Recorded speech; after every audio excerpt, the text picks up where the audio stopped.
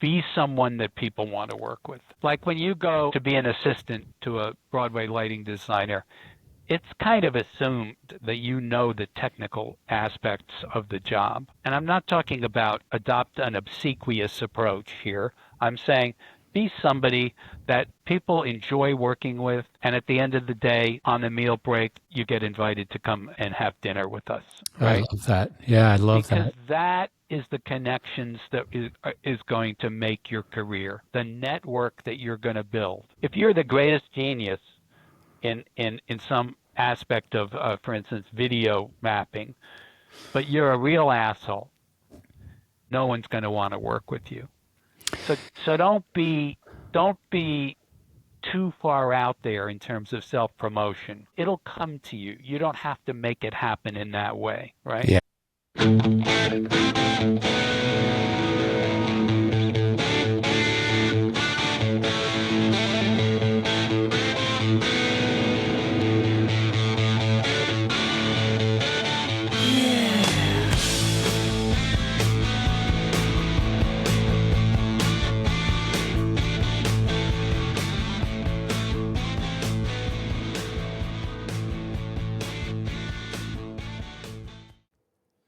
Hello, and thanks again for joining me today. And so I don't really want to do a long intro here because I just want to get straight to Mr. Steve Terry, who I remember in the early 90s, I made an appointment to visit one of the biggest names in lighting, which was a company called Production Arts. And at the time, I was with Martin and probably had nothing at all, if maybe a little bit, to offer Production Arts.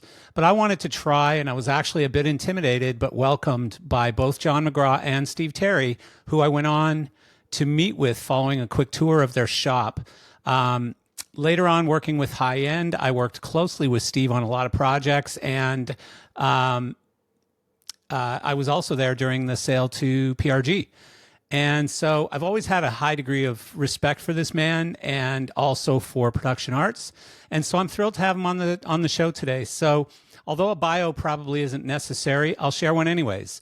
With more than 50 years in the industry, Steve Terry has been a driving force in entertainment lighting technology and also standards. As Director of Standards and Industry Relations at ETC, he's helped shape global protocols like DMX 512, RDM, and ACN, and contributed to the National Electrical Code NEC panel since 1994. Previously, Steve led Production Arts Lighting, engineering major projects on Broadway, NBC Studios, Disney, and top Las Vegas resorts. USITT fellow and ETCP certified electrician, Steve continues to innovate and influence the future of lighting. So let's welcome Steve Terry to the podcast. Hi, Marcel. Thanks for inviting me. Thank you for coming. It's certainly an honor to have you on here. You're, as I was saying in the intro, I started sort of late compared to you, I guess, in the industry. I kind of started in 1991, fell into Martin with no real background other than I had been working for a dealer in Canada selling lighting and sound systems into installs, but I certainly wasn't a very technical guy. I was just a sales guy, guitar player kind of guy who fell into the lighting business somehow. And so when I eventually got an opportunity to go into Production Arts, it was like, the heavens, and it was like, woo, this music played and stuff in my head anyway. And I walk and I meet you and I think John at the same time. And honestly, the experience was as great as I expected, just a beautiful shop, the cleanest shop I think to this day I've ever been in still. Systems like crazy. Everything had a process and a system. Everything was very regimented, and which shocked me when you sold to PRG. And just a really, really super smooth, well-run company that had a great reputation for a reason. Like you guys were the gold standard. Hello, and thanks for joining me again today for Geezers of Gear. Today's podcast is proudly brought to you by ETC. For 50 years, ETC has made a name for itself in much more than the theater world. ETC lighting, rigging, and control technology has scaled not only across the entire globe, but also to nearly any building size and type you could possibly imagine. Broadway shows, rock concerts, sports stadiums, outdoor parks, TV studios, convention centers, you name it, have all trusted ETC to make their design beautiful and their spaces safe. A big part of that trust comes from ETC's renowned customer support. The global 24/7 tech support team stands behind every ETC product, whether you're in the middle of tech on a high school theater production or scheduling a light show on the facade of an iconic building. ETC's support has always been incredibly responsive and helpful, but now employees have even more of a personal stake in maintaining that reputation. The company has become 100% employee owned. Each person building the fixtures, developing the control software, and picking up support calls is an owner at ETC. Outstanding support, reliable products, innovative technology. This is the foundation of excellence that ETC has built over the past 50 years. Yeah, I mean, I think, it was important to both John and myself to, have a few basic tenets about running the company, which was, provide the right gear at a fair price, treat our employees well, and support our customers where we needed to. And that kind of was the foundation of the company. Yeah. And well, it just seemed like, especially in integration at the time, I'm sure rentals was the same, but I was more, I guess, involved in the early days with high end and stuff on the integration side. And the way you guys ran a job seemed so much better than how everybody else was doing it. It was so organized, and everything had the right color of tie wrap, and everything had the perfect this or perfect that. It just didn't seem like many mistakes happened because it was so well planned. You know? We tried to do that, but one of the things that let us do that was that in the systems installation business, we weren't in the rough and tumble of public bidding in general. Right. Most of the work that we did was negotiated contracts, right, where people wanted our particular level of expertise. Let's not forget, back in those early days, DMX 512 was black magic, right? Yeah. That was new stuff. So it offered us the opportunity, and we had a good team doing it, to apply some real good project management, some innovative technology, build enough money into the job that we could afford to do it the correct way, and we wouldn't have to take shortcuts. Yeah. And that let us work on some, leading edge projects that were indeed very difficult and high risk, Yeah. The Mirage volcano in Las Vegas being Remember one of them, it well, right? yeah. Yeah. So we were not duking it out for the last 2% of margin in the job, and that kind of helped create our reputation as a company that could get it done in a timely fashion. And today's podcast is brought to you by Artistry in Motion. When it's time to make a moment unforgettable, Artistry in Motion delivers. Since 1994, they've been the go-to source for top-tier confetti and streamer special effects, turning ordinary events into explosive, show-stopping experiences. From concerts and TV productions to major sporting events and theme parks, they bring the wow factor with precision and creativity. So whether you need a massive stadium drop or a subtle, picture-perfect cascade, they make it happen on time, every time. Their team doesn't just supply confetti, they collaborate with show designers, event planners, and production teams to ensure every effect is camera ready and crowd approved. Want to take your next event to the next level? Hit them up, artistryinmotion.com, and let's make memories happen. You know, over the years, there's been so many companies who have forgotten that really important thing that you just said, you know, that the margin that you were managed to hold on to in those jobs enabled you to provide that level of service. And it's so easy to give away margin, and you know, there have been some notorious people in our industry who've done it so well.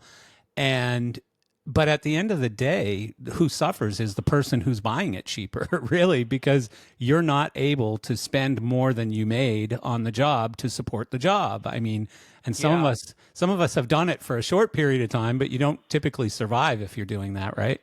Yeah, and that's especially the case where you could call the job a science experiment to begin with. Right. You know, when you're doing stuff that's never been done before, you can try to plan it as well as you can, but inevitably there's going to be the unexpected.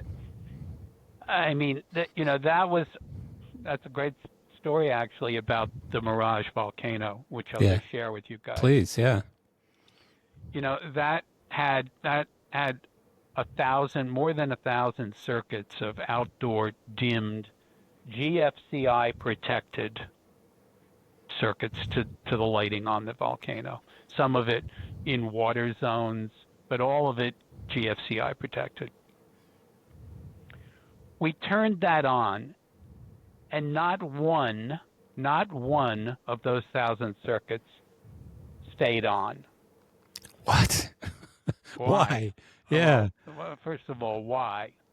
Well, the average run between the dimmer rack and the load was about 800 feet. And what happened was that the capacitance of those circuits, those dimmed circuits over those 800-foot runs, was enough to cause the GFCIs, which were in the dimmer rack to start out with, to trip. Huh. And so now you can imagine this conversation between myself and the owner, which was, you know, the Steve Wynn organization, saying, guys, I have bad news and bad news. We just turned on the system and not one of the circuits is functional. And, you know, this was a moment at which Production Arts could easily been out of business the next day. Jesus. Right? If they had said, okay, it's your fault, fix it, and it's on you to make it happen. You know, they said, okay, what do we have to do to fix it? And the answer was, take every one of those 1,000 GFCI breakers and move them to within 50 feet of the load in outdoor enclosures on the volcano. Ugh, that Out was of the costly. Exactly. And it was in the days when they were, you know, they realized that they were developing new stuff and that there was risk involved. And Yeah. that, okay, you know, they hired the best people they could. Thankfully, we were one of them. I'm glad we were. But, you know, when it went upside down, we were all learning something, and they didn't turn around and say, this is your fault and you're going to pay. Yeah. You know, this was our science experiment and we're going to together make it right. That's That's an unheard of situation now. It really It is. would never happen, you know. Yeah. So, I mean, did that cause an intense couple of days, though, where you and John sat in an office and went, what are we going to do if they come back to us and blame us for this? We're screwed. Because to be honest with you, it never came up. Huh. They were so focused on getting the thing done, and they were not focused on retribution to the vendors. That was secondary to, we have a lot of money on the line. We got to make this thing work. What do we have to do? Did that delay the opening or anything, though? No, it did Wow. not. No, I mean, you know, they're just fantastic electrical contracting resources on the job. It just happened, you know. And you know, another thing, you know, when that project was constructed, you know, there was no show control system on the project. So at one point in a meeting, I said, guys, let me understand something. How's this thing going to work? We're going to do a show like twice an hour. What's going to start the show? what's going to tell the lighting to go, what's going to put the steam online, and what's going to handle the fireworks. And everybody kind of looked at their shoes and said, well, we don't know. So we sat in a room. I remember standing in front of a whiteboard and drawing out the elements of the show control system and saying, okay, the lighting console can do these 12 functions. So we'll take those on. We'll run time code at the lighting system and we'll decide when these things are going to happen. But, this was before, a show control vendor would have been a sort of a standard part of the project. Right. The project just kind of randomly came together, and it's just amazing that it was as successful. But it sounds like you were building the plane in the air too, We absolutely were. That's wild. And and I guess one of the reasons that we maintained a very long and very good relationship with the WIN organization subsequent to that project was that, we were kind of the people that stood up in the room and said, hey, guys, we got a problem here. This and this and this are missing, and I think we can solve it. Let's sit in the room and work it out, and here's how we can make it happen. Yeah. And that led to a lot of other projects, starting after the volcano, moving on to the Fremont Street experience, and to Bellagio, and so this was many years and millions of dollars worth. You guys opened an office in Vegas, didn't you? We never did. Okay. Did. Huh. We had an office in California and in London, but never in Las Vegas. Right. In 2020 hindsight, probably we should have done that. Yeah, it might have been easier. Yeah. Well, I mean, people, now with remote companies and stuff, people don't really think that, we need an office in Vegas or whatever. But when you're doing jobs of that size, and like you said, you're designing them while they're happening, it's funny because what the story you just told me and stuff reminds me of the Tyson quote where he said, "Yeah, everybody's got a plan until you get punched in the face." Yeah. And it's true. It's so true. And to be honest with you, a lot of the success of the projects and the fact that the reason we got subsequent projects was I spent a lot of time out there developing relationships with the people, in the contracting world and in the owner world. Yeah. So Yeah. it was a very very good time for production arts. Yeah. No, I remember it just seemed like every job you did was enormous. And then the next one was even bigger. It was just like these crazy projects, one after the other. Yeah. And again, all of them getting done beautifully. And I'm sure there were problems behind the scenes because absolutely. as you said, things were complicated back then, Absolutely. I mean, and you know what? It was solving problems that you never thought you would have to do. For instance, we did a project in Anaheim. You can guess where. Mm-hmm. And oh, by the way, we need a submersible DMX 512 data cable. It's going to go underwater, and it's going to work for 10 years. Yeah. Where are we going to get that? Yeah. So those kinds of, discovery and then solution providing along the way. Yeah. That's kind of what we did as a company. But some of those things, would they be solved by software that has still or that has since come about? Like, for example, the electrical problem at Mirage. No. Would that not be an issue today based on design software that we have now? No, it still would? When you're dealing with power and capacitance and circuit length, you still got to have the GFCI be close to the load. Yeah. Right? There are certain kind of laws of physics, right? It'd be easier now because we don't have dimmers driving the load. Right. We have dimmers in the fixtures, right? Yeah. So why was it designed with the so far away? Well, because we never thought, nobody had a GFCI dimmer. So a Of phase course. control dimmer with a GFCI built into it was a new thing. And we turned Ah, to our friends at Lighting Methods and said, we'd like you to build us a GFCI dimmer. And they said, well, okay, we'll just put a GFCI breaker in the dimmer and off we go. yeah. Well, Yeah, then it got you know, complicated. yeah, Yeah. then evolution of that problem when we did Bellagio, same thing occurred, because not the same failure but the same requirement, and the consultant on the job, Bob Barbagallo, designed a very beautiful solution to this GFCI circuit length problem using shielded twisted pair cable on Yeah. the branch circuit wiring to reduce leakage current. So these things evolved, but at the time of the volcano project, nobody had ever done a GFCI dimmer. So Interesting.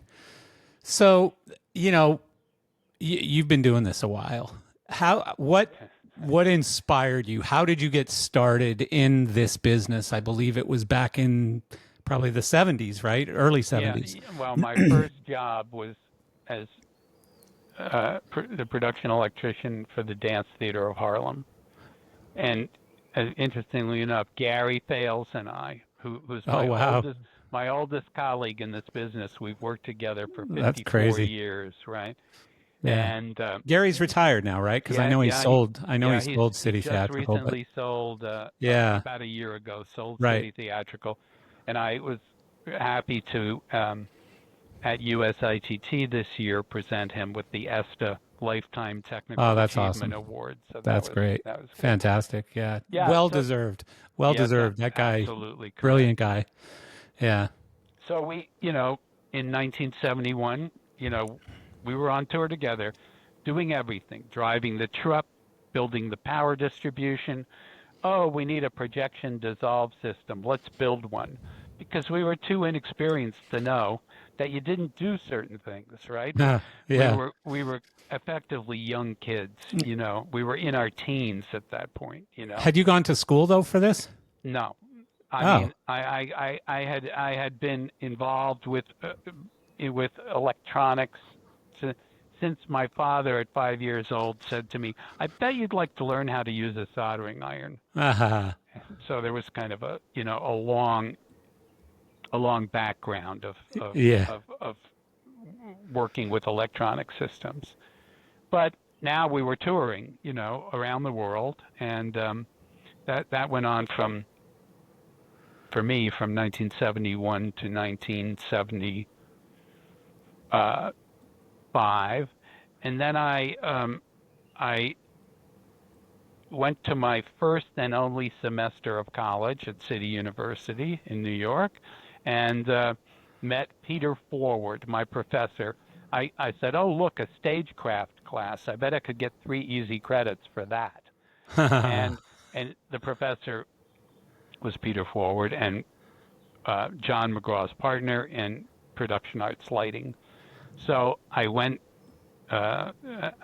left Dance Theater of Harlem in 1975 and went to work for production arts. And we were just moving into electronic dimming and control. And that was kind of my next step into the business. And I kind of got my first job on Broadway in a strange way because I had an acquaintance named Gary Chevette, who was a local one electrician, and he had been working on a season that the Dance Theater of Harlem did on Broadway at the Anta Theater as a local stagehand, and he was a production electrician on this wonderful new show called A Chorus Line at Oh. the Schubert Theater. And so I heard, kind of through the grapevine, wow, there's a new lighting system, new computer-controlled lighting system on a chorus line. And I said, well, I got to go take a look at this, right? So I went to the theater to see Gary, find him, and find out what was going on with this thing, which was the first ever computer-controlled system on Broadway. And this was a product called the LS8, designed by Gordon Perlman and manufactured by Electronics Diversified. So the day I go to visit Gary at the theater to look at this system, a big problem has occurred. Someone servicing the system applied a 110 volt circuit to the control common between the dimmer and the dimmer rack and the console, and blew up most of the console. Ooh. And there was only one. There was only one. Oh God. Anywhere, not just in the theater. Right. There was Anywhere. just only one. There wow. was, I mean, the incredible audacity of putting on a Broadway show with a prototype level product. With no backup whatsoever. No, well, yeah, I mean, that's incredible. I mean, think about this, a 2-scene preset for 96 dimmers. You know? And so it was, so the night I was there looking at at this system, they actually ran the show for the first time on the backup system. And I remember sitting outside the control booth at the Schubert Theater watching a chorus line for the first time. And then they said, oh, now, what are we going to do to fix this? And I said, well, maybe I can help, because I have some equipment that we might be needing, like a vacuum-powered solder sucker, to get all those blown-up ICs out of the system and to repair. Oh, Jesus. So, next couple of weeks, I was on the team fixing that product, which led to my getting a job on the show as the assistant electrician and making that system be happy for the next, 5 or 6 years. Wow. I subsequently, and I met Theron Musser, the designer of the show, as a result of that. I've never met her, but I've only heard like pretty wild Past human tense, by the way. She passed away. Yeah. I would say not. I would say not wild, but tough or something. I don't know what you would. Yeah, two things, right? One of the most competent people you've ever seen in terms of making art in the theater. Yeah. Just brilliant. And also, took nothing from anybody that she couldn't deliver herself in terms of protecting her position, but incredibly loyal. Many years later, I would say 5 years later, when the bus and truck tour of A Chorus Line was going on the road, and it was produced by Tom Mallow, who was a big customer of Production Arts. We had done many tours for him, and we had developed a sort of a quick deployment system of pre-hung electric pipes, multi-cable, all kinds of stuff that was totally unheard of in the theater industry, becoming common in the concert lighting industry. And so I remember going to a meeting with Michael Bennett, the general manager of the show, Theron Musser, a bunch of other people, and presenting this system, fully expecting to have them say, well, thank you. Now we're going to have our lighting company, which of course was 4-Star Stage Lighting in New York. Mm-hmm. Yeah. We're going to have them do that same thing. And I remember Theron Musser turned to Michael Bennett and said, what do you think we should do here, Michael?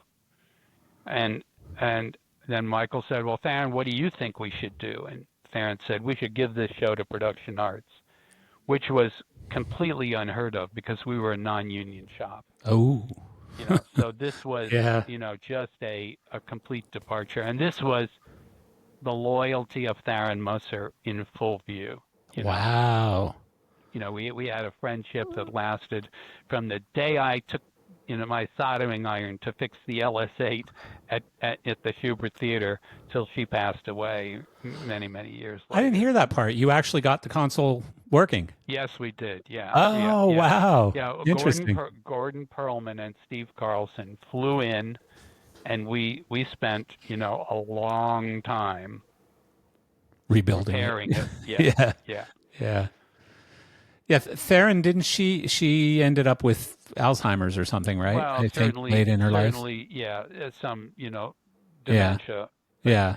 she was pretty much going strong till very near the end. Okay. I did a session as part of the Broadway lighting master classes at Fordham University one year. I think it was the last public presentation or that Theron did. Put together the original team of a chorus line: Gary Chevette, Abe Jacob, the sound designer, Bjork Lee, the dance captain and choreographer, and we talked about how that show came together, and it was a special That's special very cool. time. Very And cool. incidentally, or not so incidentally, my wife was in the show, and we met on the show, and then Oh, we wow. I got didn't know married. that. So That's yeah, very cool. yeah. Huh. Interesting. And so you went straight from working chorus line to production arts? No, it was I was double dipping. I had two jobs. I was working at Production Arts and working on a chorus line, Oh, very cool. matinees and evenings, and I did that for maybe 3 years, Yeah. and then Production Arts was just on a rocket ride in terms of expansion, and I then said, okay, this Broadway adventure has been fun, but I gotta go. By this point, I'd become a partner in Production Arts, Yeah. and then I did two other Broadway shows as a replacement. They're playing our song, and then forget the name of the show. Another insignificant show. Yeah. Although playing our Somewhere song was there's a producer right now saying insignificant. What do you mean? 1940s Radio Hour was the show. Oh, okay. And That's pretty I insignificant. worked by this point. I had moved into the sound engineer position on a chorus line, and then the other shows I did on Broadway were as the sound engineer. So I Huh. worked for Otts Munderloh, who for a number of years in that position. And then, of course, Production Arts we were riding the rocket Yeah. and So moved. a couple Yeah. minutes ago, you said you became a partner, and I don't know how much you can or wish to share, but how did that come about? Like, was it just obvious one day that, hey, I need help in the front office here, and you look No, like the right guy, or? no, to the contrary. It was John and Peter recognizing that we were on a technology rocket ship launching, and that I had skills that were going to be necessary, right? Oh, okay. Interesting. So, my early days at Production Arts were as the chief engineer, basically. Oh, And so, we designed a lot of products there, yeah. especially related to touring. Yeah. And so Yeah, I that mean, was, you guys were getting into projection and all kinds of things way before anybody else was, it yeah, seemed. Yeah. yeah, we had the exclusive distribution rights to the Pani projection Right. system, Yeah. film projection system from Vienna, Austria, and we designed and produced a number of automated slide changers for those projectors, which were 7 by 7 inch film slides. Yeah. I So remember you giving me a demo of one of those. Maybe it wasn't even a demo, just kind of showing me the inside of one and stuff. And it's so funny when you're sitting here in 2025 looking at the technology we have for projection mapping and stuff. And absolutely, you think that back then that was state of the art, cutting edge visual absolutely, projection, right? yes, it was. Yeah, yeah, Crazy. yeah, yeah.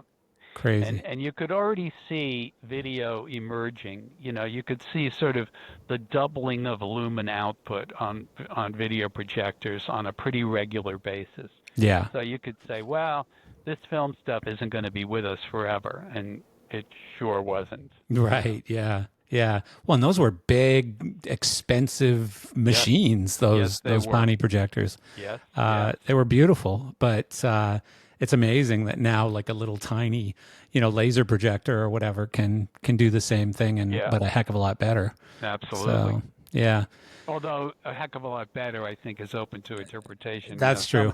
Some of the projection designers, the great projection designers of that period, like Wendell Harrington, will tell you, well, yeah, video's fine, but it doesn't touch film for, some of the things that we did back then. Yeah. Were you doing any kind of pixel mapping stuff back then, No, or no? no, no, Yeah. Was that due to capabilities, or people just no, didn't come up no with that? demand, Yeah. no demand yet. That stuff's so cool. Some of the I get lost in I go down these rabbit holes of projection mapping every once in a while where you have like, there's one that was probably 20 years or 15 years ago now, the H&M store thing in somewhere in Europe where, the building is like melting and doing different things and eating itself and Yeah. like just crazy Well, stuff. definitely there were distortion maps produced to allow incredible projections on buildings Yeah. from Pani film projectors. Okay. Yeah. And uh, you know, a guy in London whose name you may or may not have heard, named Wyatt Enever, he worked for David Hersey for a long time. He was the past master at creating these distortion maps, and basically you would take the projection lens from the projector and use it as a film camera and take a picture of the building you were going to project on using the projection lens, and then Interesting. that would build the distortion needed into the slides.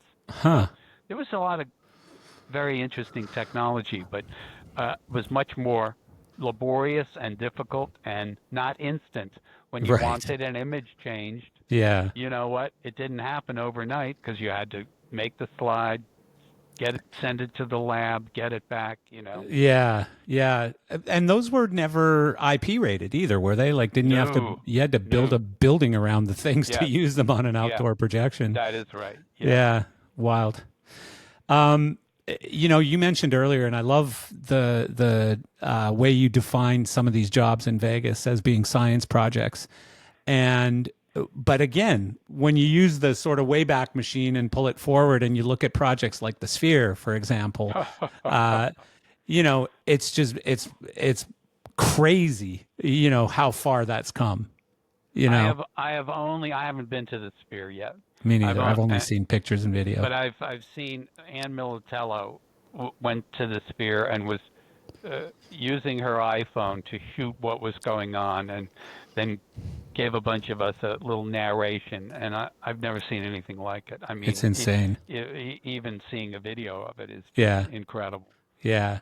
No, it's insane. And again, like I know so much about it because I've had so many people on my podcast that were either involved in the installation, involved in the design, involved in, Jake Berry doing the first show in there with you too, and Yeah, and on and on and on. And audio, just crazy audio, and of course video on steroids, and just nutty things that you can and. Think about the risk involved in building that facility. I mean, Yeah. that person $2 billion. Yeah. Exactly. Yeah. And how's it going to work? And how are we going to make content for it? I mean, Yeah. when you look at what Willie Williams did for U2 in that Wild. first show, I mean, it's Yeah. just incredible. Well, and then you look at some of the more obvious ones, like Dead and Company and Fish, and those crazy, like you're Yeah. in the middle of an acid trip cartoon or something. Yeah. Not that I've ever been in an acid trip cartoon, but I've seen a lot of cartoons. Yeah. But yeah, I mean, just incredible things, and a whole new sort of invention going on in your head on how to create visuals and what to Yeah. create on those. But some of the other ones are even, to me, more interesting, like UFC going in there, for example, or the NHL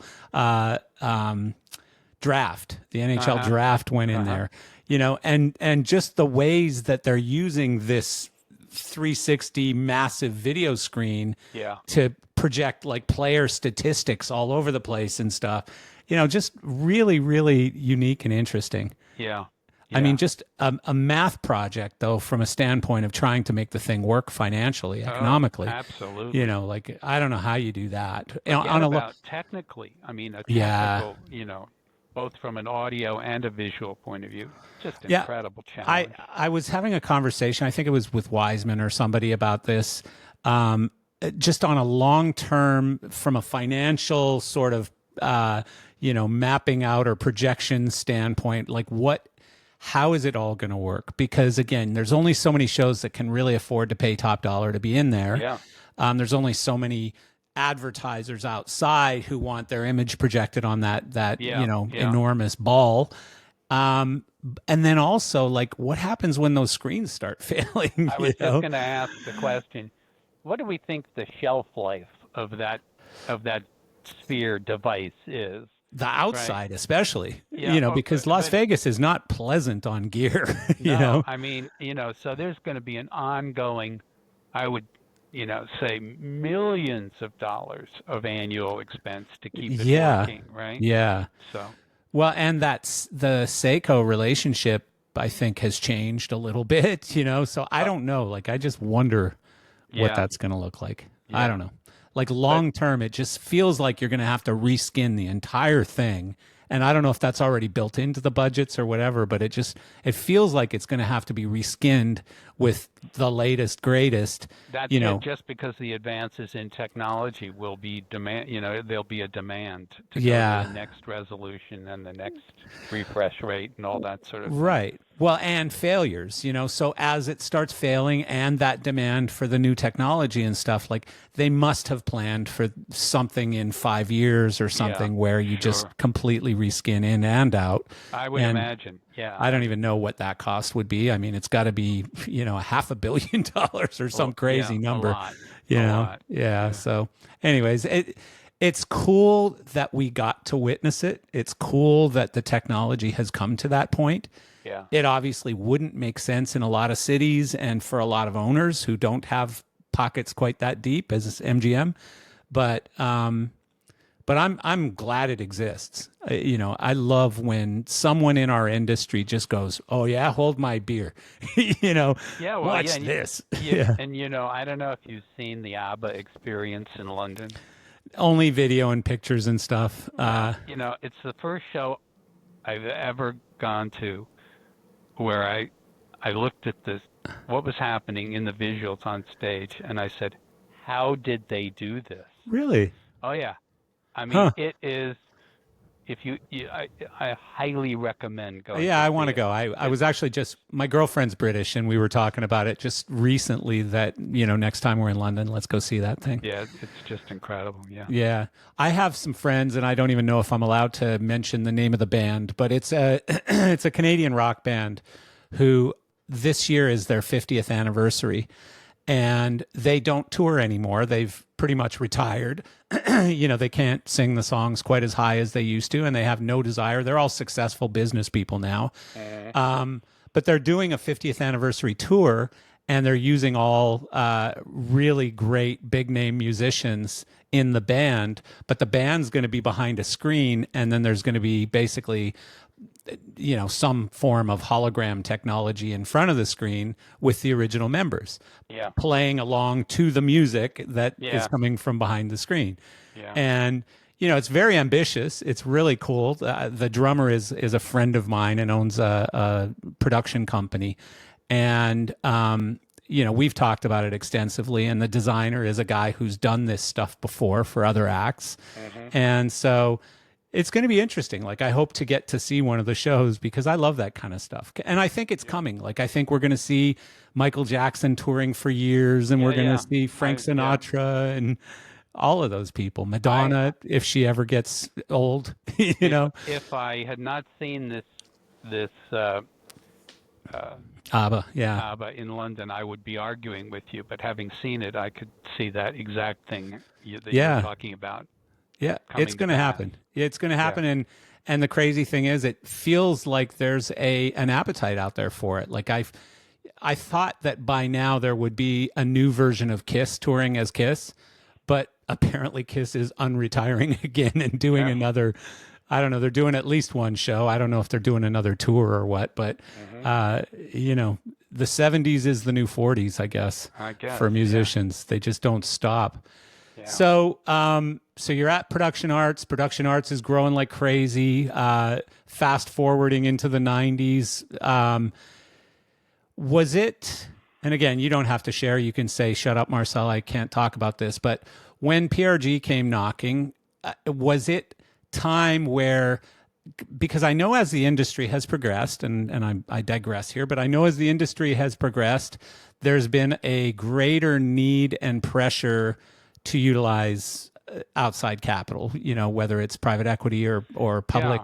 Yeah. I mean, frankly, that was sort of an integral part of the decision in '98 Yeah. to because we found ourselves with now competitors with really deep pockets, Yeah. and simultaneously we found the value of lighting systems in rental making a step change upwards as Yeah. automated lighting became part of the picture, right? What was actually worse than that, because rental prices were dropping and purchase prices were climbing. Uh, Like a Cyberlight was $5,000 and rented for $300 a week. yeah, A Mac whatever was $10,000 and rented for $175 a week. I mean, it's like yeah, and no, it it's was bad math. it was, and Yeah, you know, and then so that you know, then it became time to make a move. make Yeah, a move, and we did it with PRG. And yeah, I stayed on at PRG for 3 years, and then that resulted in Terry's first law of business acquisition. Would you like to hear that? I'd love to hear it. I can't Okay. wait. There ought to be a law, and written in law, not just an idea of a good thing to do. There ought to be a business law that says when a closely held company is acquired, the previous owners must leave within 6 months That's a fantastic friggin' law. because you know what it, you know it was the right thing to do. You know, I'm not second guessing the move, but it is extremely not just production arts, any situation where a closely held business, the principals are still in running the business or working at the business after an acquisition, it's extraordinarily difficult. Yeah. Because their interests and the purchaser's interests are not always in alignment. Well, You and it's a have to, battle of egos, and it's all kinds of things. Like I got to sit on the sidelines for, I would say, production arts being probably the biggest example of you know, a PRG acquisition that you could see some cracks forming. And but I watched them all and really learned a valuable lesson, several lessons, many lessons. You know, the first biggest lesson I think I learned was, I think it was, whether it was via Marty at Vanco, or maybe it was Don Stern talked to me from Bash or something. But the infrastructure, the downplaying of infrastructure, you know, the fact that as these companies were being acquired, nobody was thinking of the fact that you needed to somehow match cabling and flight cases and, you know, really simple, inexpensive things until you got to go buy 1,000 of them, you know. my favorite example of that is dimmer racks. What is the sex of the cam locks on the panel mounted in Wow, yeah. feeder in? That's a Well, big if one. you're Vanco, it was one. Yeah. If you're production arts, it was Yeah. another, right? Yeah. And so that is definitely right. The integration of multiple rental inventories into a cohesive package, lot of work. Well, another example, like I was working for High End at the time when Bash and Vanco were both acquired, and I did a show, and I can't remember who was the designer, but it was a television show that was being filmed at one of the, I think it was at Universal in Orlando. It might have been Rosie O'Donnell or something like that.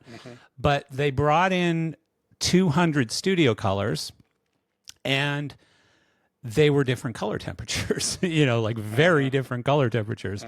And the designer looked at me and he goes, "What's wrong with your fucking lights?" And I just said, "Me? What are you talking about? I'm not the rental company. I'm just here to buy you dinner, And so I had to call the factory, and Bellevue did what Bellevue does. He put, 200 lamps on an airplane and got them to me instantly. And the next morning, all the lamps were changed and they matched. But good lesson, great lesson. And I think that extends to almost every aspect of, rolling up a bunch of different companies into the same business, right? Yeah. I helped a group roll up during COVID, and some of those lessons I brought forward, and I said, don't forget infrastructure, cabling and cases, and even just stock gobos in fixtures. Like if you're using 4 different companies' fixtures and everyone's gone to their own stock patterns in those fixtures, you can have a problem. Yeah. So and by the way, we talked about this, or we touched on this a little earlier, but the momentum that a large inventory owned by a rental company has is tremendous. Let's play a game here. I decide we're going to be in the control business. You were talking about this, and we wrote it down. Cluster. Yeah. Yeah. So we'll dream up a new protocol, and we'll go out and see if we can sell it to some rental companies. Well, guess what? Unless there's clear innovation, or we're going to guarantee the rental company is going to get more business, the weight and the momentum of an existing pile of gear, which uses Ethernet and DMX512, it's hard to minimize that. That you can't turn that ship too easily, right? Yeah. You might want to take a look at that cluster thing, though, and I'm not smart enough to sit here and talk to you about it, but I can connect you to the CEO of the company, who's a very, very smart, really nice guy. I met him during COVID. I'll connect you in an email. But as I recall, and again, this is an idiot's version of what it does, but it basically is a universal language that kind of takes into consideration all the other languages and then takes control a little bit using, all sorts of cool stuff, RDM and everything else, where, it seemed like it had some legs when he explained it to me. But, and I know that Ayrton's just made a move on it. I saw an ad that I think was a combined cluster Ayrton ad saying, now available or whatever. So I hope he makes it, because he's a smart guy, and it seemed like a good solution when he explained it to me. Yeah. I mean, certainly, look, the idea of a simpler to configure, discoverable system. That's where what this is. You have all this equipment, you can plug it all together, it discovers itself, and it then presents you with choices for configuration. Yeah. It's really a good idea. And that's what this does. Yeah. You look at a large rental system right now, for a Broadway show or for a concert tour. There's a lot of labor and energy involved in getting it all to come together and work, right? Right. And it's because, in a way, we're using protocols that have outstayed their welcome. Yeah. Why is DMX512 still with us? I was going to ask you that. Yeah. No. Very simple, number one. Easy for any manufacturer pretty much to make equipment that'll work on DMX512. It's also inexpensive, right? It's open source. It's yeah. The topology is exactly what the doctor ordered. Take a line, daisy chain it to 32 fixtures, up to 32 fixtures, and you're done. Doesn't require a home run to every fixture. So why, then RDM got layered on DMX 512 and provided a back channel and a configuration method. But it's pretty primitive, right? Yeah. I mean, when you think about if every fixture was network connected and you could just plug it all together, it would discover and it would connect. There's a lot of room for improvement there. Yeah. So we'll see. I certainly, when we made DMX 512 happen in 1986, there's no way I could have predicted what it would turn into. Yeah. Where we're dealing with thousands of universes of It's DMX crazy. driving video. It's kind of the wrong protocol for Yeah. that work, right? Yeah. But it was so ubiquitous in terms of people's familiarity with it, the hardware that was available, that it's been pushed pretty far beyond its original intent. I actually remember back in 1986, maybe 87, John Offord, who was the publisher of Lighting and Sound International, the Plaza magazine in the Yeah. UK, called me up and said, "Listen, I want to publish a copy of DMX 512 in the centerfold of the magazine." I said, "Well, really? Why?" He said, "Because automated lighting manufacturers are deciding that it's going to be the protocol that they're going to use." So whether it was Clay Packey or Comar. Comar or Yeah. a wide variety of manufacturers needed a protocol, and they looked at DMX 512 and they said that's untyped data, 512 bytes. We can use that, right? So all of a sudden, it got sucked into something that it was never intended to do, Yeah. And it was intended to talk between consoles and dimmers, period, right? That was it. So was that short-sightedness from the protocol, from the console people, from the moving light people? Like, Listen, it served its purpose. It was you could dissect DMX 512 and you can find out 12 reasons that it's a shitty protocol. It doesn't have error checking. yeah. It doesn't go fast enough, et cetera, et cetera, et cetera. There's a list. It's like here in the evaluate a network protocol, it fails all the tests. Yeah, And you we've know been using what? it for 40 years. Okay, and why? One reason. Just one reason. Interoperability. All of a sudden, you could take console from manufacturer A, dimmer from Yeah. manufacturer B, and moving light from manufacturer C, plug them all together, and they would work. Yeah, it's completely And agnostic. and Yeah. this is what created DMX 512. The fact that in the New York rental market we were grappling with CD80 protocol, 0 to 10 volt analog, various flavors of digital protocol, none of which talk to each other. We had these involved and complicated black boxes with microprocessors in them to translate one protocol to another. And this is how we created DMX 512. Well, We basically said, guys, yeah. this game is over. Look at one fixture, the IntelliBeam. Like, would the IntelliBeam become the runaway success that it did if you had to keep using those silly rack mount controllers, Yeah, exactly right. I mean, they were great for 8 lights, but they weren't good for 80, Yeah. So, And the fact that manufacturers, when the New York rental community said the game is up, guys, go off in a room and figure this out, and we're going to propose a protocol.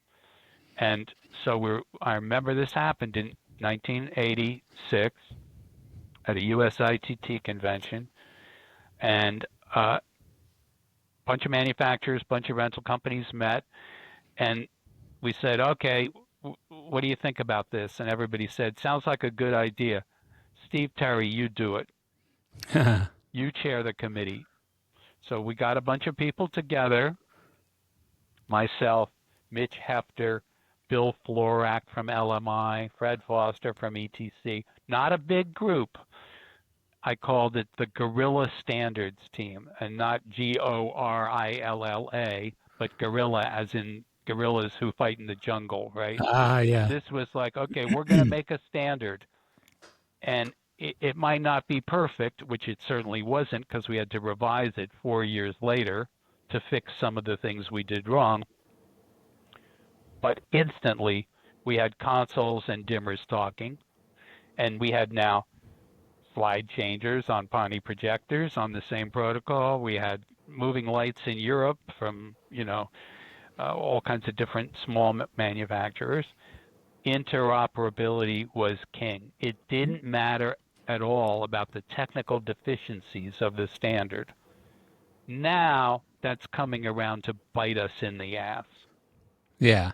Because over the years, we've had to warp and bend and alter the way we use DMX 512 in ways that it should never have been. Right? Yeah.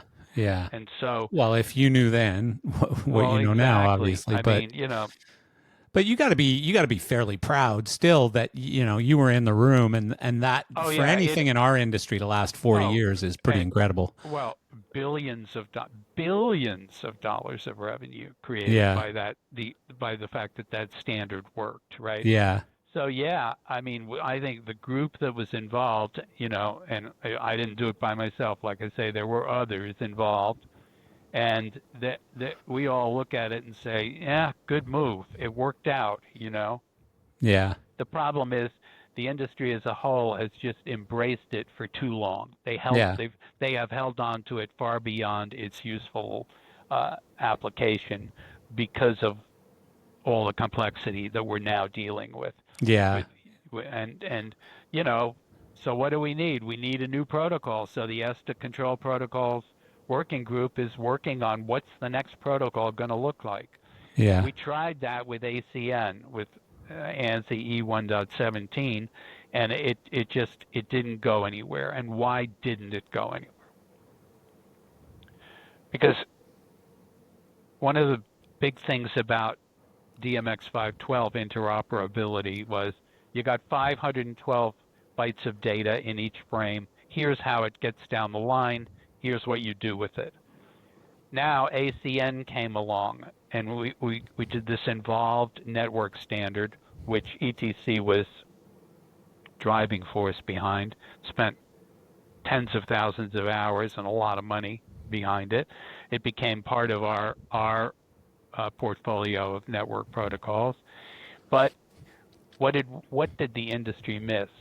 If somebody raised their hand and said, I need to use ACN to drive a remote video display from the console, how shall I do that? Answer from ACN. Well, here are the 17 ways that you could do it. It's a structured protocol. We don't want to too closely define how you would do that function. Game over. Yeah. What the industry wanted is, if I have a function and it's using ACN, I don't care about the fact that it's a structured protocol and I can do it 12 ways. Tell me the one way we should do it, because I'm a manufacturer X who wants to talk to an automated light Y. I don't want to have to figure out which way they use the protocol. Yeah. Tell me which way, right? Yeah. So that makes so much sense. A lesson learned. And when you look at SACN or streaming ACN, which was an outcome, a much simpler outcome of the ACN project, it's basically a network version of DMX 512. Yeah. And it can carry a lot more data, and it uses all the advantage of Ethernet, infrastructure, but it's the same, repeated every frame approach to control protocol. So we need the next level of intelligence. Yeah, I And was going to ask you, does that sound like it's good enough, or oh no, we need to go no, a lot further than it's that? another interim. It's Yeah, another interim thing. yeah, We need we and I am now far outside this protocol development, but really smart people are working on that, yeah. predicting and designing what the next suite of protocols is going to be. And I think Yeah, but I that's think it's probably, it's a huge advantage for them to have you available to the team because, so history doesn't repeat itself. Like you don't want to build something. Obviously, if you helped create something that lasted 40 years, if they could create something today that lasts the next 40 years, well, and I that would think be incredible, yeah, I you think a know? lot of the people who are working on that uh, on that next level protocol were in the room where ACN failed Yeah, to yeah, be that's the good. next protocol. So Yeah, they've learned a lot of lessons from that, and I don't think we'll see a repeat of that particular mistake. yeah. Uh, so, What about, I know you've also been involved with like the NEC code. oh yeah, yeah, And so are you still involved there? Like, actively involved. I'm first of all, I represent the USITT on two national electrical code panels. Code Panel 15, which deals with theaters and similar locations, and extends into outdoor use of theater equipment and all that kind of thing.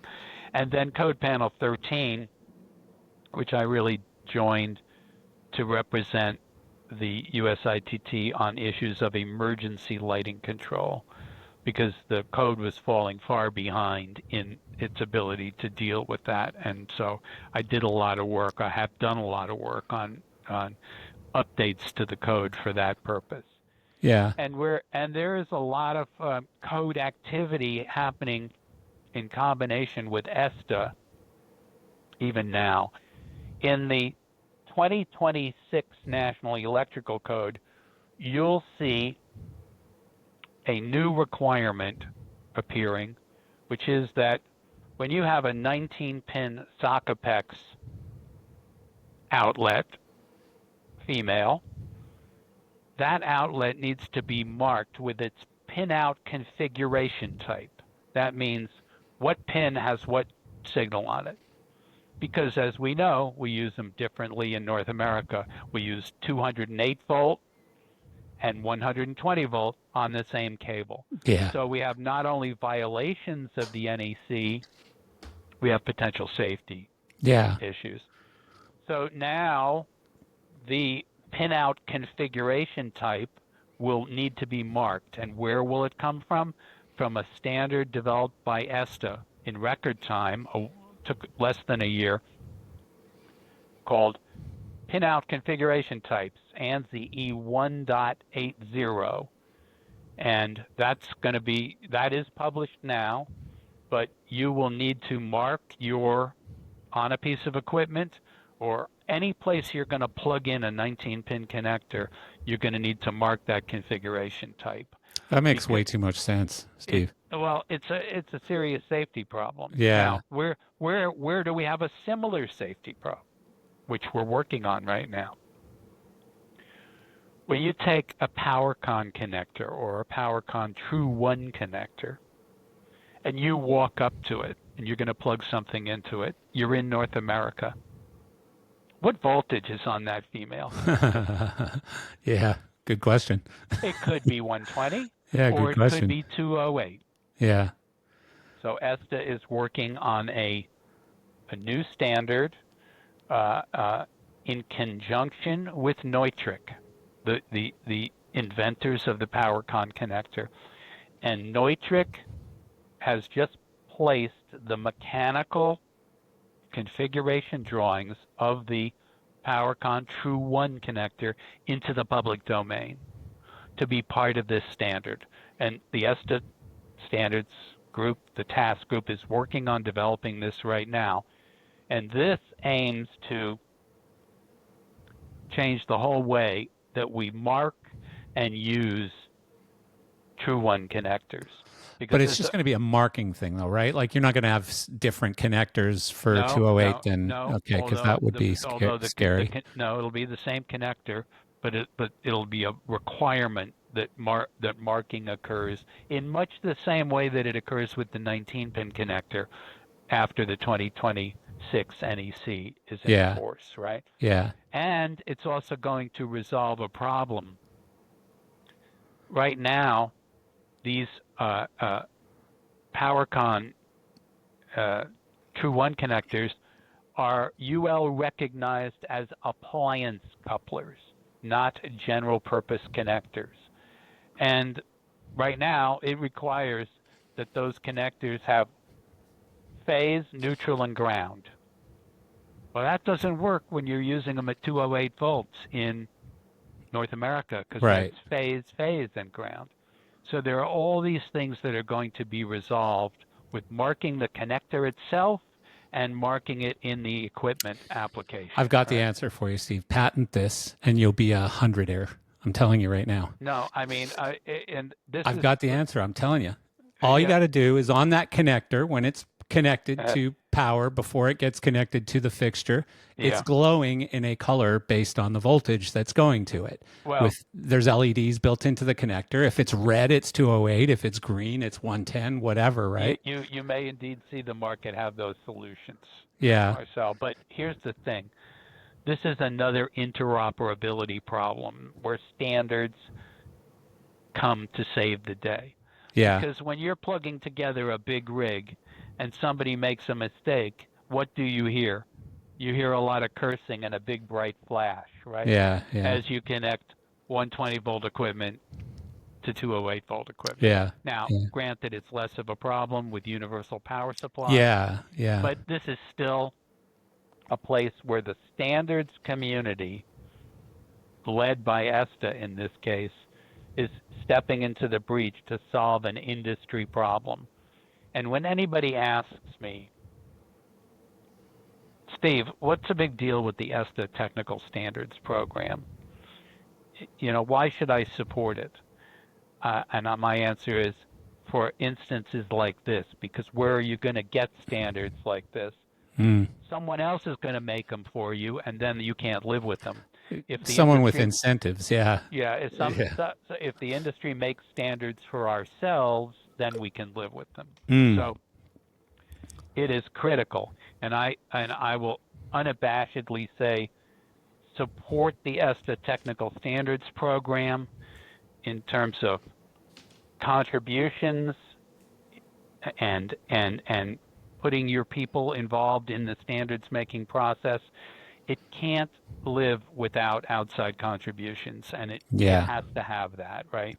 And there are some big contributors that are, ETC for many years contributed a really large amount of money annually to the ESTA TSP. Those kinds of big long-term contributions, they don't last forever. So new contributors need to come into the mix, right? Yeah. So Yeah. I strongly implore you, the industry, to get behind supporting these programs. Yeah. Because that's how useful standards that save money and get rid of safety problems. This is not altruistic. It's practical. I agree with you, and I am careful to admit that I'm a Republican, so I don't love mandates. But to me, a mandate here might even be the answer, where you got to pay to play, basically, and nobody loves that. Yeah, but when everything's donation based, as you know, it's very, very difficult. It's no, I mean, an ANSI standards program has its own safeguards built into it for that kind of misuse of. I mean, every standard undergoes public review, not once, not multiple times, right? Yeah. So ANSI doesn't tell ESTA what to put in the standards. It just administrates the requirements as to how the standards come into being. Right? I see. Yeah. So believe me, for the National Electrical Code to say you must mark this piece of equipment with the pinout configuration, and if you want to see what that is, go to ESTA ANSI E1.80, that doesn't get in there just Yeah, without, that's a big deal. That's a big deal. a Really big really deal. big deal. So Yeah, that's cool. and this other, I think the 19 pin issue and the PowerCon True One issue are really the same issue in two different guises. It's a little worse with the 19 pin now because everybody, all the video guys have all decided, oh, we're going to use 19 pin SocketX style cables to do all these functions that they were never intended to do. And we'll make up a new pinout, right? Yeah, So yeah. that's, What about, like, I guess you could call it an emerging technology, wireless control. Like, it yeah. seems to be another bit of a wild, wild west right now. And Well, yeah, it is. It's are there definitely. standards being created there as well, Well, or? no, because you had basically at least two, probably three manufacturers trying to kill each other for 50 Yeah, cents worth of business. right. I mean, I'm being, uh, uh, I'm making a joke about it, but the wireless data transmission method in the entertainment industry, it's not huge, Right. and yeah, we don't have a common standard, Yeah. right? So, whereas DMX, the common standard, created business, the wireless guys feel that, if you said to the three wireless manufacturers, get on one standard, they'd all, tell you were crazy. Yeah. But you do have competing standards that don't talk to each other.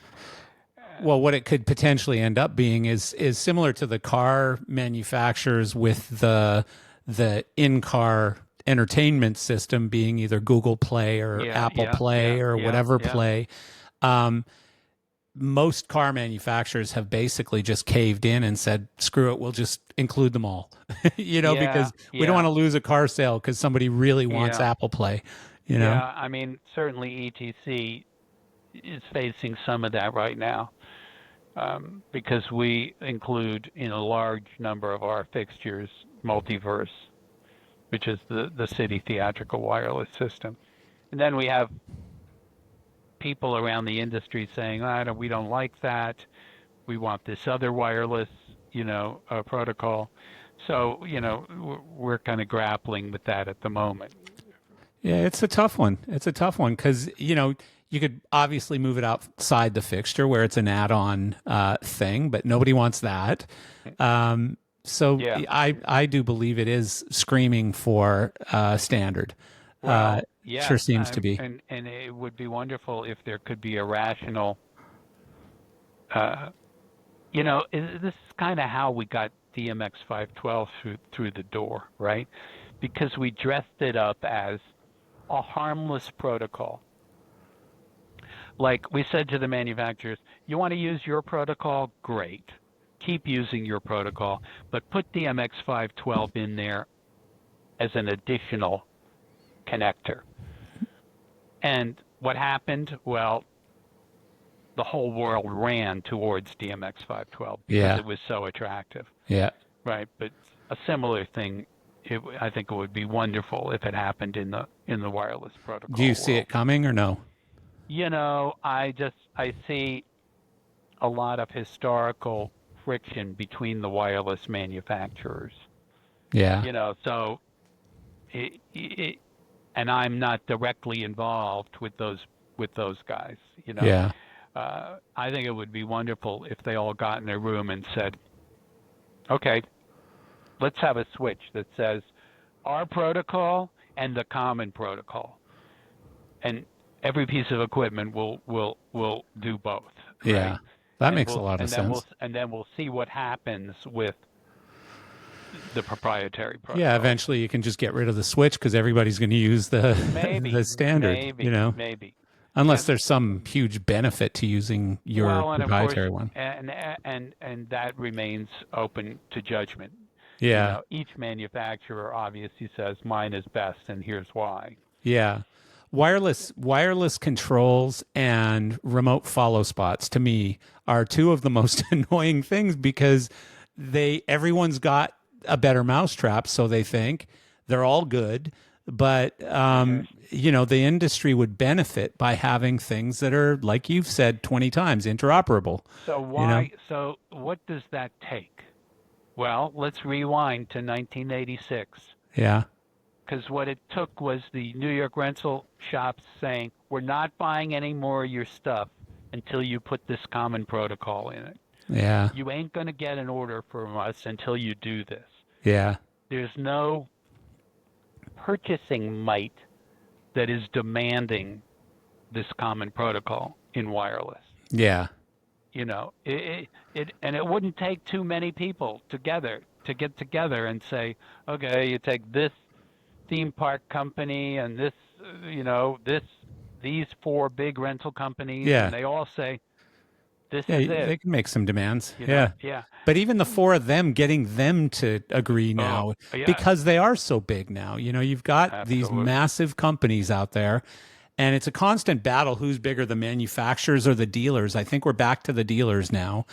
And, they've got their own sort of alliances or whatever, and they're going to push for whatever they own or whatever, they control. There we have the momentum of the pile of equipment. If Yeah. the equipment that I own, if it costs me a nickel to change it, Bad. Let me give you one more example that is a particular bee in my bonnet this week. Chain hoist control cables. Yeah. 7-pin chain hoist control cables. Do you realize that there are like 5 separate pinouts out in the market? Sadly, I do, because I have a used equipment platform, remember? And let's go one step further. You would say, well, is there a safety problem? Because surely the ground pin would be the same on all of the 5 different pinouts, right? Yeah. No, not so much. So here we are, and there's an effort right now to try to solve this within ESTA. But it's going to require some portion of the chain hoist rental market to alter the pinout. Oh, that's going to be hard. I know. It's going to be hard. I know. I've had this problem so many times. You have no idea. But, and I mean, you actually have a shock hazard problem. You have a production company that realized that ended up changing their pinout on all their equipment because they realized, because of this grounding pin problem, when a employee got shocked.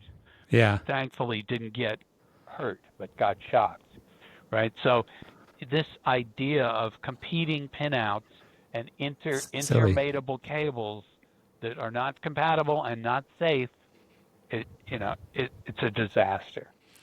Yeah. Well, what about, and I'm guessing this probably hasn't even been addressed in ESTA yet, but what about AI? AI assisted lighting design, AI controls, AI. Like, are there going to be any standards or anything? Do you think? I have no knowledge of that, Senator. Yeah. I mean, it is so far outside my area of expertise, or even what's on my radar at this point. Yeah. Now, will there be a console that listens to to a user and says, make me a backlight watch that looks friendly? Maybe. I don't know. Certainly it's not a very big leap, right?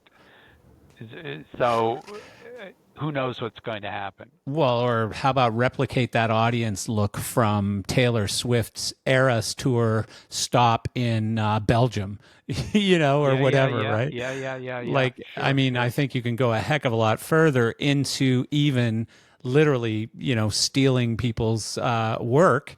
But again, there's no protection. There's no IP there necessarily. Yeah. So I think it's going to have to be addressed at some point, just like it is in every other business, in movies, in music, in anything where there's creatives involved, are all scrambling to protect their material right now, and lighting designers should be no different.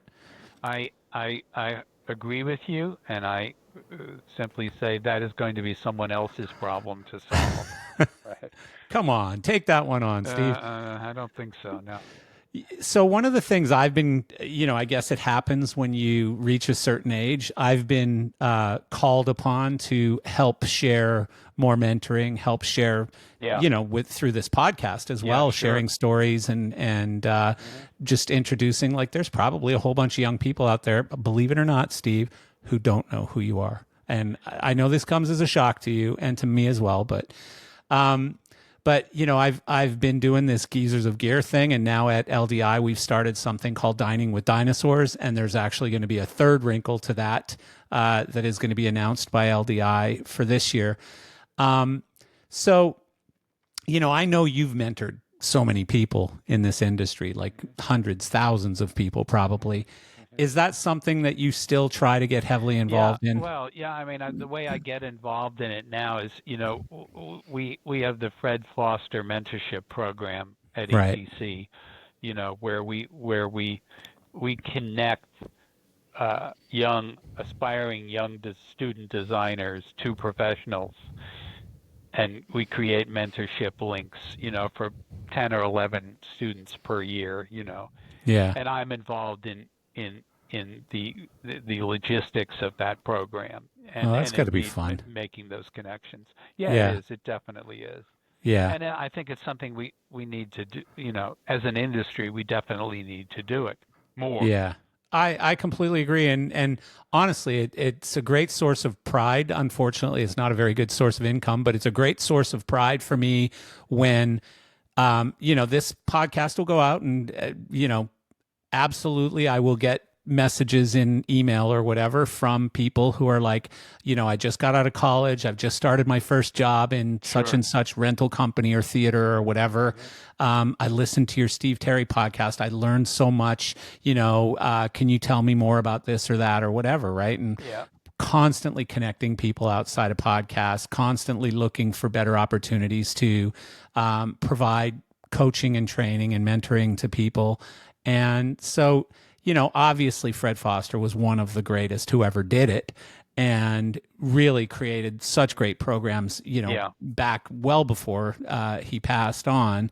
And so, yeah, it's great that you can continue to be a part of that. I think it's such an important part of our industry, especially Yeah. with shortages too. Like everybody's looking for people. Absolutely. I agree with that. So mentoring is important. Are there any incredible lessons you've learned in your career that either still guide you today or that you tend to share most often? Like, Actually, that as part of this mentoring program, I often say, to people who are mentees in the program, what are the things you need to do in your career to be successful? The first is just show up. yeah, Don't be huge. too picky about the kind of job you're going to take next, right? Don't say, well, it doesn't meet my long-term career goals. Yeah. Why? Why shouldn't you be picky? Because every career in the lighting industry, every successful career at its bottom end is the result of the confluence of a bunch of completely unlikely, unpredictable events. Yeah. My personal example: how did Steve Terry get connected to the first computerized lighting system on Broadway? It's wild. Farron Yeah. Musser. He went to the theater and the system blew up, and there he was to help fix it, right? So just say yes, especially if you're early in your career. Don't say, well, it's a theme park job, but I really want to do concert lighting. You got a lot of stuff to learn in every aspect of the business. So when something comes along, don't be too picky. You'll That's learn a something from it. great point. Great Okay. point. Second point, be someone that people want to work with. Like when you go to be an assistant to a Broadway lighting designer, it's kind of assumed that you know the technical aspects of the job. And I'm not talking about adopt an obsequious approach here. I'm saying be somebody that people enjoy working with, and at the end of the day, on the meal break, you get invited to come and have dinner with us, I right? love that. Yeah, I love Because that. that is the connections that is going to make your career, the network that you're going to build. If you're the greatest genius in some aspect of, for instance, video mapping, but you're a real asshole, and you're kind of arrogant, and you think you're the greatest thing since sliced bread. You might be the greatest thing since sliced bread, but no one's going to want to work with you. So don't be too far out there in terms of self promotion. It'll come to you. You don't have to make it happen in that way, right? Yeah. So Those are both amazing. And it's so funny because I ask concert guys all the time that question, and they'll come back with those same exact 2 points worded slightly different. Like one would be say yes and then figure it out. yeah, Just say yeah, yes, keep yeah, saying yes as much as you possibly can. yeah, yeah, And, showing up on time and all of those yeah, things that seem to have been lost with some generations, yeah, where yeah, because yeah, I'm early for everything. My partner, girlfriend, she's also early for everything. We just come from a different place, I guess. But then the second one, again, same thing, which is they've shortened sort of the description to "don't be an asshole." you You know, know, there's like a corollary to that too, which is where in a given point in my career, where in the universe do I fit? I'm going to give yeah, you an example of this from Mr. Fred Foster. So Gil Helmsley is teaching at UW, and he's working on a show at the Metropolitan Opera, and he invites a couple of his students to come and participate in the process. And there's a production meeting at some point, and it's like Fred and Gil and 75 great designers and producers and the whole upper echelon of the Met, and they're serving drinks at this production meeting. It was in those days. yeah. And so they have a drink. Fred gets up and goes to the bar and pours himself a second drink. Gil Helmsley says to him, Fred, afterwards, Fred, you're not at the point in your career where you get to do that. You're not in the I get the second drink mode, right? Really? Meaning recognize that when you're new in the community and you're the second assistant, whatever, you don't get to make demands. You don't get to. You have to figure out where do I fit in the universe of hierarchy here. Let me ease into the next hierarchy, not force my way into it, Yeah, right? yeah. So, and, I and maybe like I that a lot. maybe I didn't tell the Gil Helmsley story that well, but it sort of says it all. Yeah. What was Fred's background? Like how did he Oh where did he, well, what was his story before ETC, since he can't wow. tell I me mean, obviously. he was at UW, and thought he was going to be a lighting designer, and he was in Gil's program, and the the uh, the theater got a new Thorn Q file system, control system. And he and his brother went and looked at this and said, "Wow, wow!" And it cost, like $500,000. That was Jesus. in the days of really high-priced control consoles. Yeah. And Fred and his brother looked at it and said, "This is unbelievable. This thing is a real piece of shit. We could build this for about $100." And so, what did he and his brother do? They went off and uh, went to Gil Helmsley and said, "We're going to form a company and we're going to build this console." And they did. And that was the genesis of the channel track console that Jesus. eventually was produced for Colortran, right? So this That's wild. yeah, it is. It's totally wild, and he realized that he wasn't cut out for being a lighting designer, and then the it became ETC, and here Yeah, we are, thank God. Yeah. 50-year Yeah. anniversary Yeah, I this know. year I know. of ETC. I don't know if you know this, but ETC actually just became a sponsor of this podcast just a couple weeks ago. Yeah, in So it was fact, when I great got timing. the email, it said, "Oh, ETC wanted to be a sponsor, so would you go on the podcast or Oh, something that's like what that?" finally got you on here. Yeah, yeah, yeah. Ah, I I don't should know have who done that sent it. earlier. I don't know if you sent that but No, no, it wasn't me. It okay. wasn't me. No, Yeah. I've been wanting to get you on forever. But, I was having a conversation recently with someone and we were talking about LDI. And, I've been to everyone except Nashville, the very first one, I think. Hmm. And we were talking Dallas about, was the first one, by the way. okay, so I was at Nashville then. I missed Dallas, the first Okay. Dallas. Yeah. So I was talking with someone recently just about, how we've lost a lot of friends and people you miss seeing at LDI now. And for me, Fred Foster's one of them. Like, first of all, I always had a really great conversation with Fred about just where things are going in the world. And, just him in those sandals and always smiling and bouncing through the Yeah. aisleways and stuff. And, I didn't have direct involvement with him very much other than just to say hello and have a Yeah. meeting occasionally to talk about the business or something. But, yeah, I definitely miss seeing Fred at the trade Yeah. shows. Yeah. He was one of my best friends for many years before I came to work for ETC. Yeah. And But Jonathan Resnick is oh another yeah, one that absolutely. I was always, he was one of, I keep this circle of people that no matter what happens in the world, we communicate like at least once a month, and it's usually an hour or two.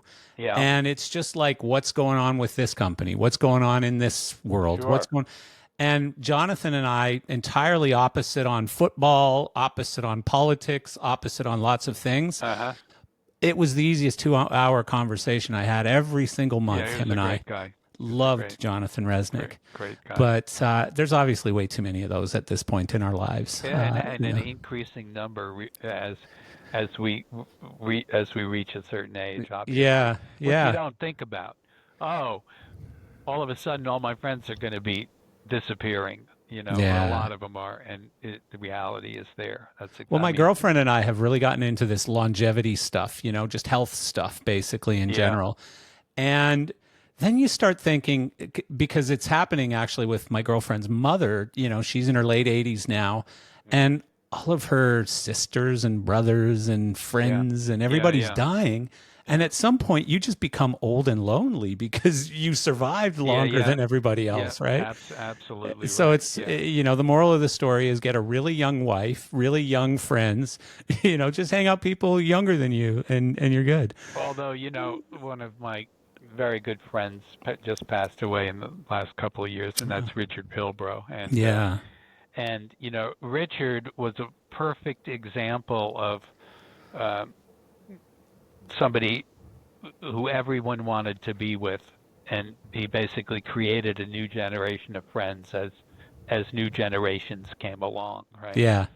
So it was Yeah. No, I mean, the thing about our industry, I love having these relationships with people in our industry who are at that level, call it 60 and above or whatever.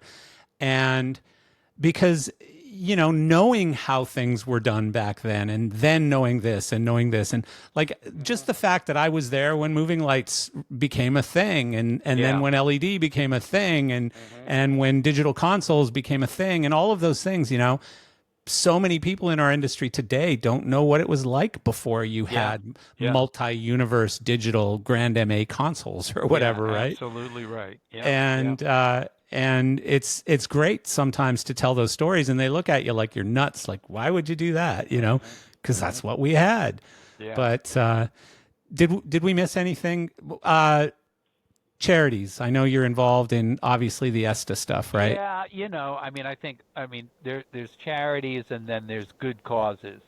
So charities are things that are 501c3 tax deductible, and certainly the ESTA behind the scenes program, which takes care of people in need in our industry, Yep.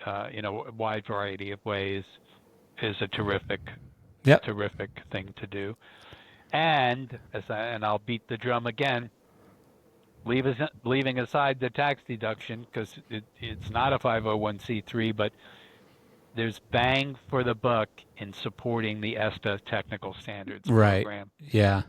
Yeah. So, Well, and I think I've talked to somebody about this. It might have even been Lori or something, but I was involved in the early days because I was an executive at Martin, and we had a smoke machine company. And one of the earliest things that was taken on by the technical Sure. standards was Was fog and fog smoke. and smoke. And I thought I was involved, but really I was too dumb to be involved in that. And all I was a chick.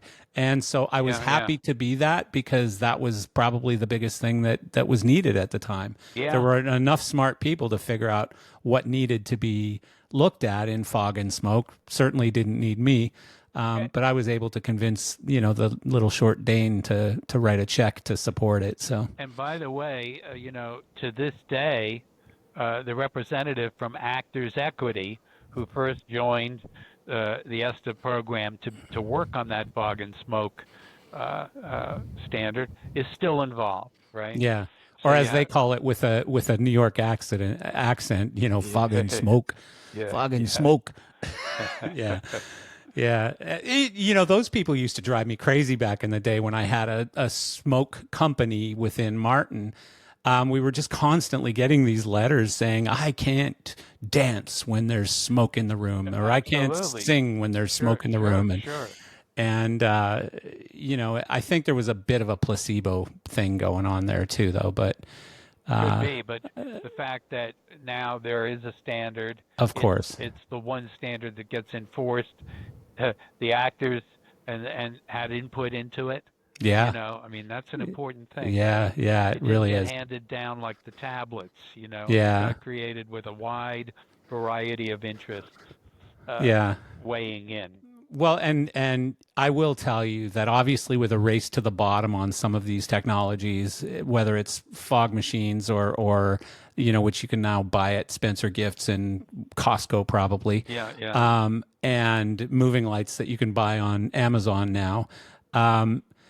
It's a good thing that there are standards, and it's a good thing that those standards matter to most companies. Yeah. So, yeah. Well, I'll tell you what, Steve, I really appreciate you doing this, taking your time. I've enjoyed myself here, and thanks again for inviting me. Oh, geez. Nice to walk down memory lane a little bit. So I'm so honored that you would come and do it. Again, you sit at a very high place in my regard. Well, and will you be at LDI this winter? I haven't typically been going to LDI because the ESTA standards meetings are no longer right. Concurrent with it, but could be. We'll see. I think there's a push to sort of move those things a little closer together again. I've talked to Todd about that. So that would be good.